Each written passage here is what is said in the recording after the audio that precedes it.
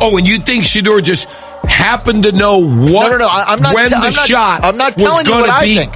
I will tell you what I think. You think he pre-planned that to get his face on camera? If Shedeur Sanders' reaction to the kicker was actually real, as you guys can see, Shedeur Sanders dapping up the kicker, and people are saying he was doing it for them. I'm going to play this video clip and let you guys hear Browns insider Tony Rizzo speak out about this situation, and then I'll give you guys my thoughts after. The Browns, they didn't let him go against the ones the whole time in training camp. There has to be a reason for this. And the only thing I can come up with is that he's not putting the work in off the field.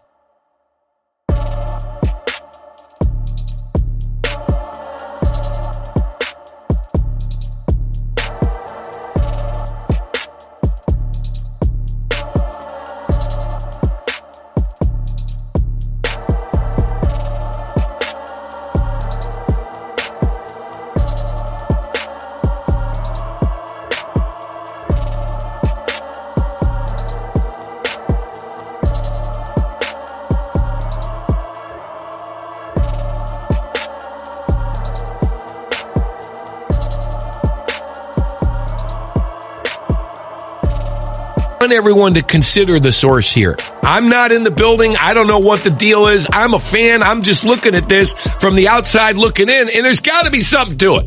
There got to be. There was one consoling a teammate. That's not good, right? I give Shedeur a little bit of advice.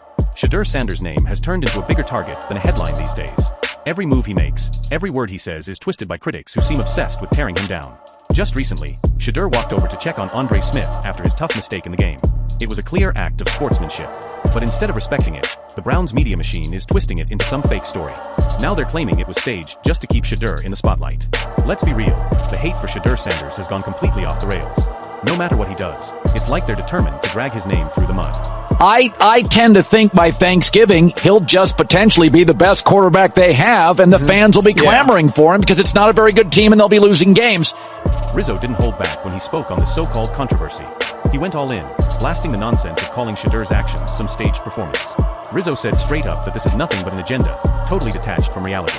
He even questioned the credibility of the story, pointing out how no one inside the Browns locker room ever mentioned it, because there's no source. Then he drove the point home. Since when did consoling a teammate become a problem? Twisting a moment of real support into negativity proves one thing. The hate for Shedeur Sanders is not only real, it's non-stop. And he's absolutely right. The hate is real. But here's the part that's even uglier and hard to ignore. A lot of this agenda against Shedeur Sanders isn't just about football, it's about race. We've seen this over and over in the NFL when a young black quarterback shows... All right, so as you guys can see, we are here for Shedeur Sanders, and we see he's still third string going into week 2 of the Baltimore Ravens matchup.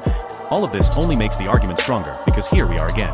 Shedeur Sanders has been pushed down to third string quarterback, and that's no accident. The same management fueling these smear campaigns is the same group making sure he stays buried on the depth chart against the Baltimore Ravens. The young quarterback, once praised as the future of the franchise, now sits stuck on the emergency QB list, wasting away on the sidelines while his talent goes unused. And the real slap in the face?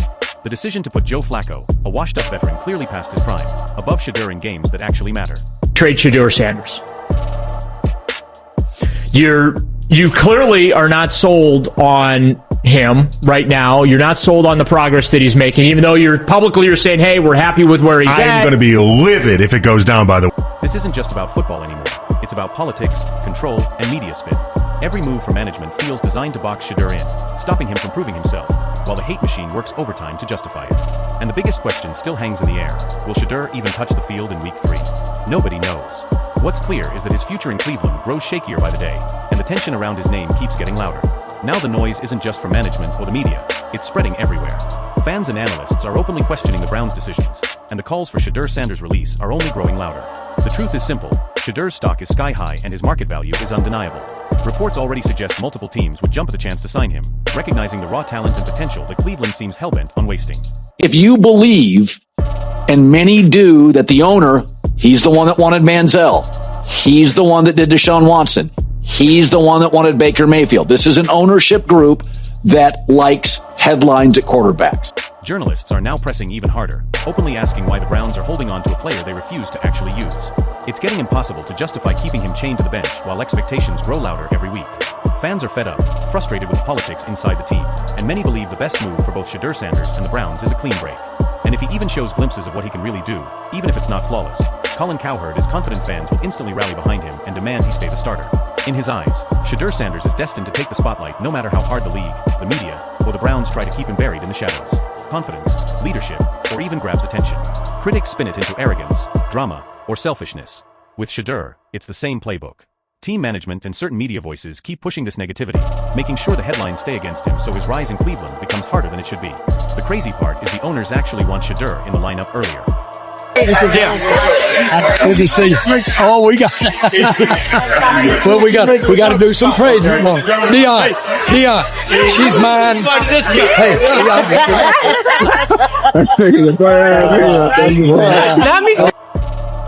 now you might be asking yourself, why is Jimmy Haslam pushing so hard to get Shedeur Sanders on the field? The answer is obvious. Shedeur has turned into a magnet for attention and hype. His charisma, swagger, and fast-growing fanbase have already made him one of the most talked-about names in the NFL. Right now, he's the only spark keeping Cleveland relevant. Let's be real, the Browns haven't been headline material on their own. After last season, they were nearly forgotten. But Shedeur's presence flipped that. He's brought hype, energy, and a wave of attention that money can't buy. For the franchise, that means ratings, ticket sales, and massive revenue. And in today's NFL, ratings equal power. Haslam and ownership know this. They see Shedeur not just as a quarterback, but as a brand who can elevate the entire organization. That's why the push to see him play goes way beyond football. It's about business, influence, and keeping the Browns alive on the biggest stage.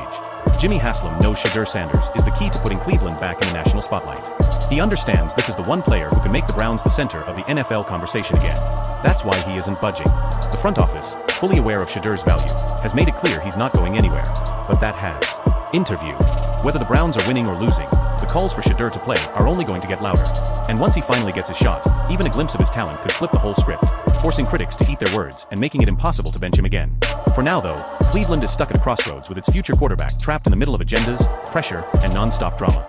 One thing is clear, the Shedeur Sanders saga is just getting started. What do you think, Browns fans? Is this all just a cover-up by management to keep Shedeur down? Or is Jimmy Haslam actually preparing to force him onto the field sooner than anyone expects? Should the Browns cut him loose and let him shine somewhere else? Or is Cleveland the place where he'll finally prove everyone wrong? Drop your thoughts in the comments. We want to hear what you really think about Shedeur Sanders and the future of the Browns. Interview. And that's the truth the media doesn't want to talk about. The NFL keeps making excuses, but fans see exactly what's going on. The disrespect towards Shedeur Sanders is bigger than just football. It's about power, influence, and who gets to control the narrative. If you believe Shedeur deserves better, smash that like button, subscribe to the channel, and turn on notifications so you never miss the real story. This is where you'll always hear the truth the mainstream won't tell you.